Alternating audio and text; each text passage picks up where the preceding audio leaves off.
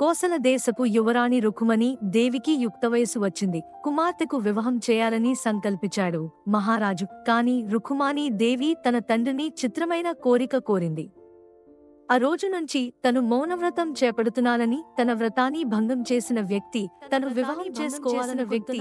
వివాహం చేసుకోవాలనుకుంటున్నానని చెప్పింది. ఎందరో యువకులు వచ్చి యువరాణి మౌనవ్రాతని భంగపరచాలని ప్రయత్నించారు. వారిలో ఎందరో అందగాలు, వీరులు, శూరులు ఉన్నారు. అయాన ఎవ్వరూ ఆమె మౌనవ్రాతని ఛేదించలేకపోయారు.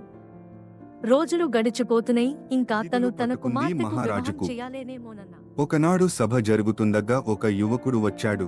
అతడి ముఖం తేజోమయంగా ఉన్న, ధరించిన వస్త్రాలు మాత్రం భిధవడిని తెలుపుతున్నాయి. అతడు మహారాజు దగ్గరకు వచ్చి నమస్కారించి, మహారాజా, యువరాణిగారు కొంతకాలం కిందట నన్ను వివాహం చేసుకున్నారు. కాని నేను నిరుపేదను కావడంతో ఆ విషయం మీకు చెప్పలేక అన్నాడు. వెంటనే రుకుమణి దేవి లేచి, అంతా అబద్ధం, ఇతను ఎవరో నాకు తెలియదు అంటూ గట్టిగా ఆరచింది.